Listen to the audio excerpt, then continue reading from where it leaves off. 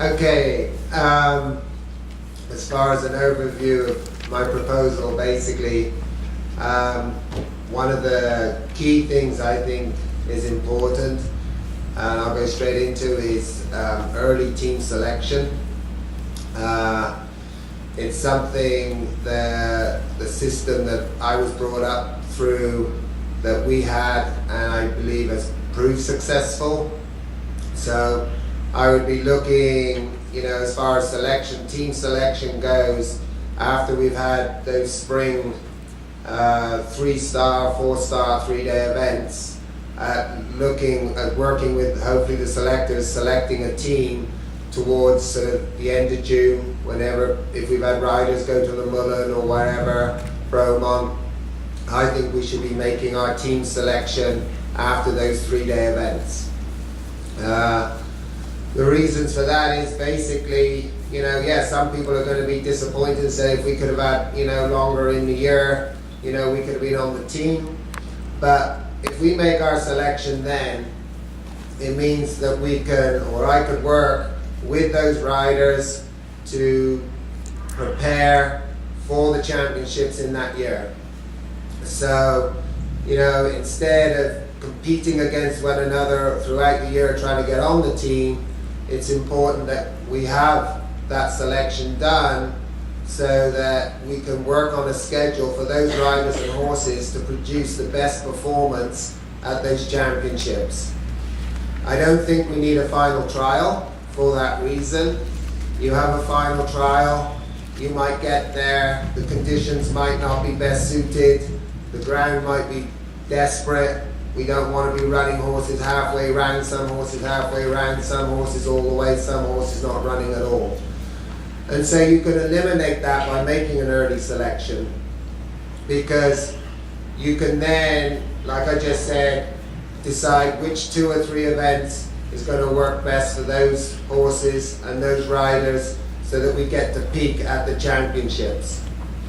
I also think that helps to build team morale, because once the team has been selected, those riders can start to work together and they're not competing against each other throughout the rest of the year, and that is a key way to building up team morale. So that is really how I can see, closer, okay, that is really, my key thing really towards making the team successful.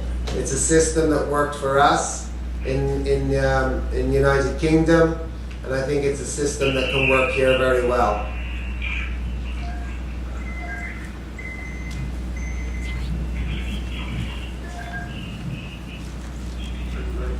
I'm ready for questions. I hope so. Are there members of the Riders Committee who would like to start with their questions?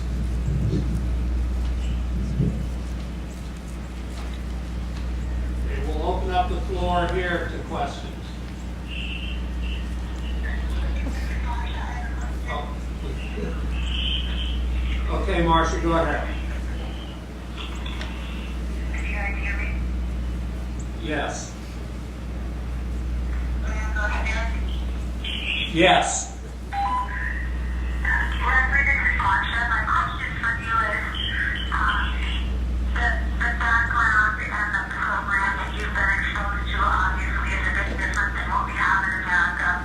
How would you propose to bring together, the personal coaches, dressage, show jumping coaches around the country that deal with different riders, and how do you propose to be able to work with those and align with those people, many of which you don't really know, and you need to get to know and make decisions about what is best for an individual horse and rider, given that this is how our system has been successful.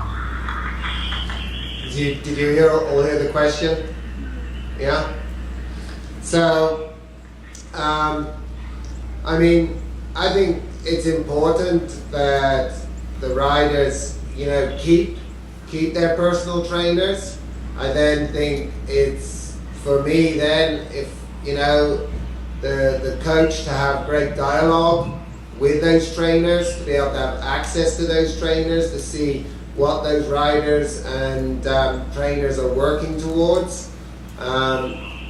Yes, I perhaps don't know all those trainers, but I have had the opportunity of being here for the last sort of 5 years and to look in from the outside a little bit. I think as far as trainers go, it's what your system works.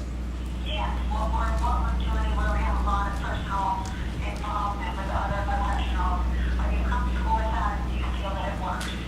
Yeah, I'm absolutely comfortable with the riders working with their trainers. I think it does work. I think it's important that they continue to do that.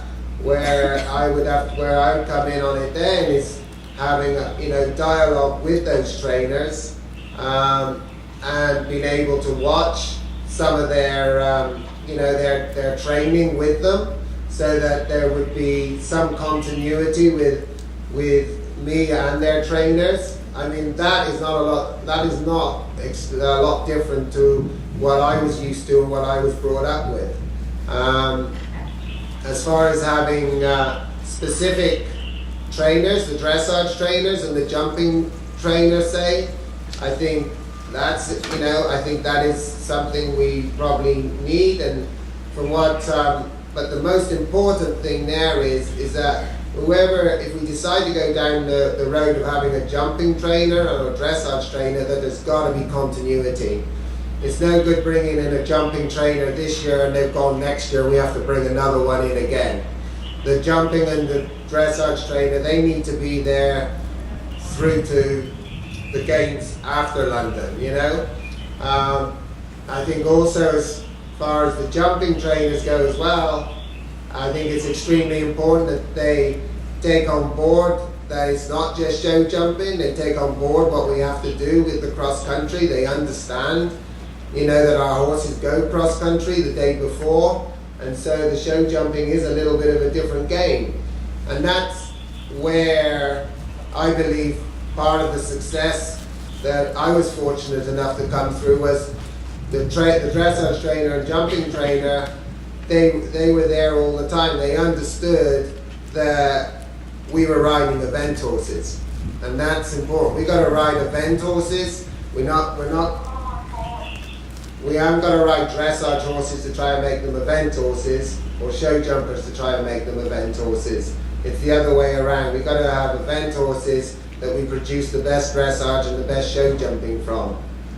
And so, if you take for example Tracy Robinson, who's been the dressage coach in England for the last 10 years, I mean, she might not be the biggest name in the world, but she's been there for 10 years. She knows the riders and the horses inside out. She knows how much pressure to put on those horses, and that has been part of the key to the success of that. And so I think continuity is an extremely important part of that.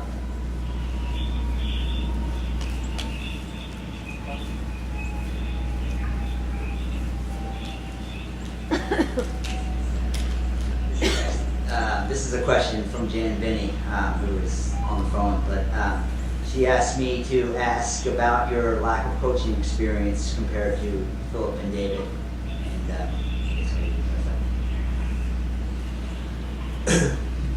Well, I suppose the answer to that is I've done quite a bit of coaching now over the last 5 years.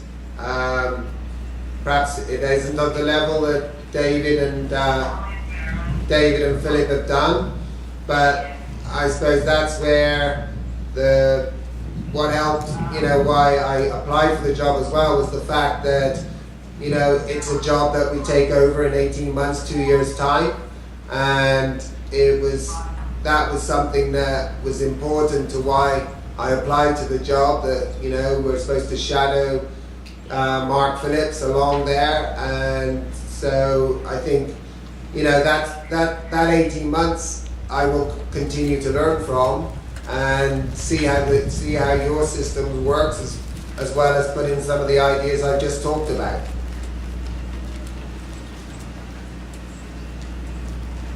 She said she couldn't hear me.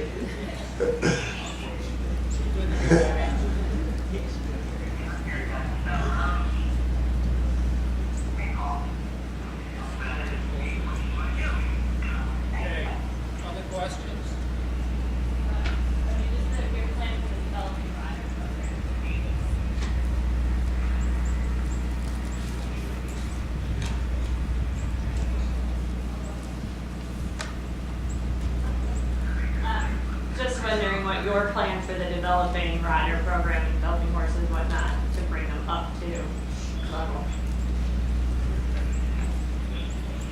Did you hear the question on the phone?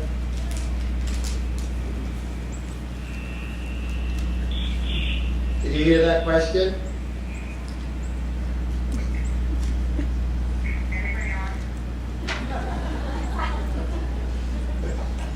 They've all gone. I've bored them already.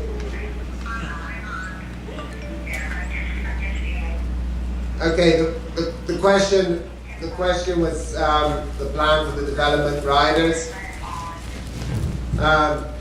With the development riders, I think it's that is important. You know, that is a group that I would work closely with.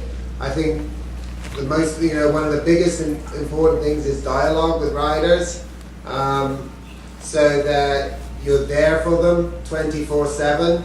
They can ring you. They, you know, that they gain confidence and respect in you.